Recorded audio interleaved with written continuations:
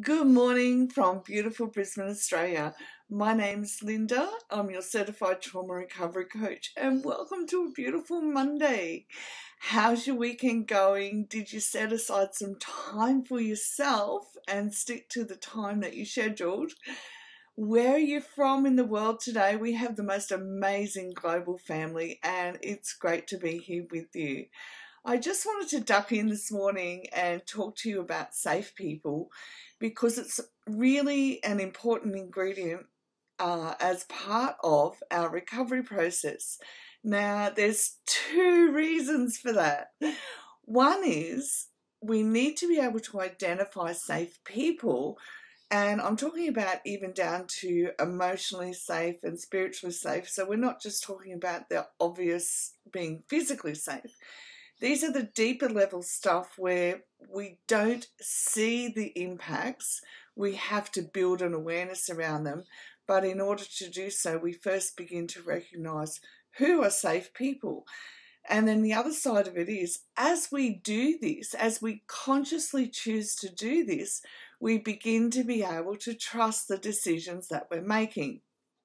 Now, those of you who read my Raw and Real blog post yesterday about my one next step in recovery, which is to identify my 5-year plan, and part of that is not to be married. And then there's a reason for that, is that I am aware, because I lost everything, so I lost all my ability to walk, talk, take care of myself, had a full-time carer, I lost all my memory about how to do day-to-day stuff, lost a lot of cognitive function. I'm aware that mentally, if I went into a relationship, any form of stress in that relationship would then make me become unwell again. And I went, right, 5-year plan, no plans for marriage. I know that it would be irresponsible for me to be in a relationship. So what's my one next step to broaden my ability to go out in the world and have deeper relationships, deeper connections? So I have close friends that I'm connected with, that, I have my circle of 3 that I'm really connected with, that know me inside and out. And then it's about building each ring outside of that.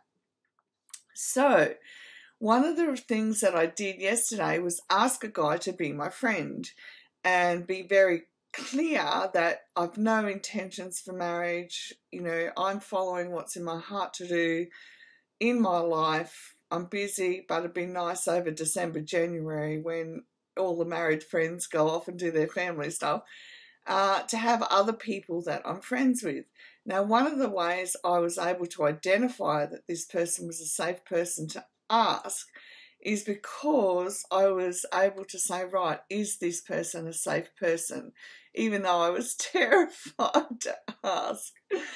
So, one of the things that we need to look at is this person pretending to be perfect externally? Like, there are people that put on an act that I've got my life together, it's all happening, and you can learn to pick them, and you can see them because they're often like to talk about themselves a lot too. They don't do a lot of listening, they do a lot of talking about themselves and their life. So we're looking for somebody who's very authentic. Okay, we're also looking for somebody who has a level of faith that is not religious, so they're not going to start telling you what to do or how to lead your life. Their spiritual level is very relational. And in the relational side of things, when it's healthy, it's quite okay for you to be on your journey, them to be on their journey, and you may connect about talking about your spiritual aspects, and everybody's spiritual journey is different, by the way. So if anybody tries to say it's got to be this way or that way, then run, just run. And I went into that in my second marriage, and the impact was just phenomenal. So we've got to look at these emotional and spiritual levels, because people who are like, they want to make everything religious, not just spiritually, but emotionally, how they run their life physically. So when it's religious, it's their way is the only way to do life, okay? Run, because they'll never be able to accept you for who you are or the journey you're on. Safe people are open to correction. So if one of my kids comes to me or a friend comes to me, they can be honest with me and say this is how they're feeling about what I've done or what I've said. And one of the most beautiful moments that I had with one of my best friends was when we were both sitting at an outdoor coffee shop, and we're both in tears as she explained to me how she felt that because her marriage was going through a tough time, she felt that I was saying this was the only way, da, da, da. And then I was able to explain this is how I felt at the time, etc., etc. So we're open to correction. We're open to having the really hard conversations and to sit and explain ourselves from our heart. And you know what? It always, when you can be that level of vulnerable, it always deepens a relationship, because they're the people that you want around. We accept each other, warts and all. Okay? Sorry, I got an itchy nose this morning. People who are safe don't ever go around promoting themselves. All right?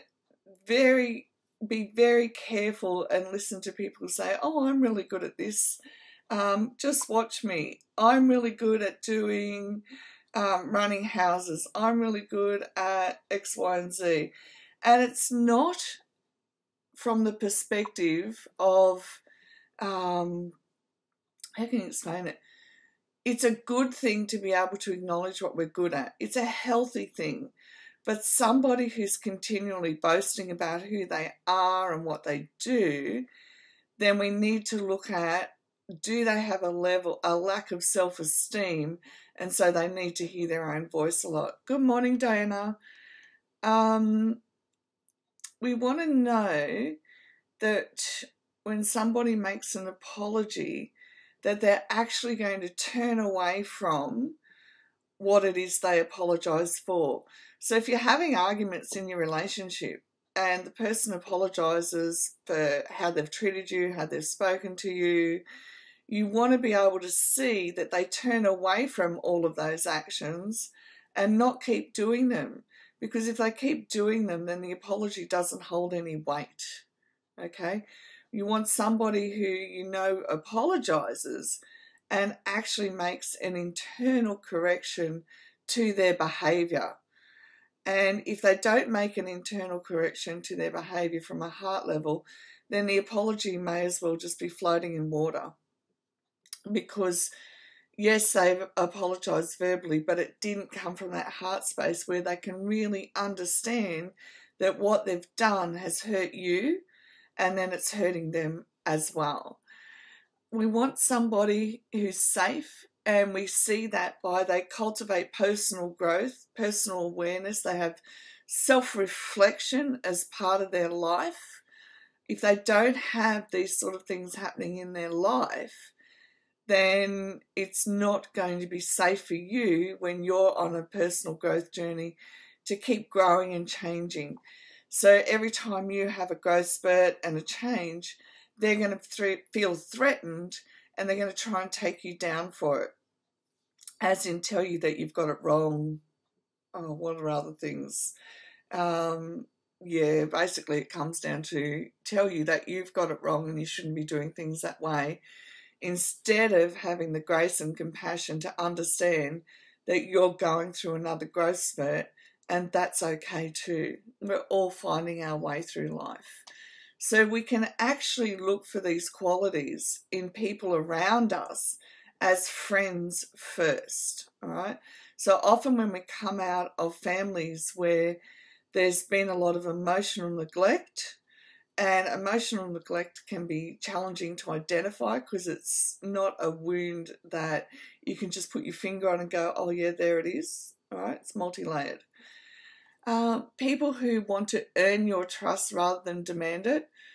I've heard so many versions of this, of Why don't you trust me? Don't you trust me to do what I'm doing?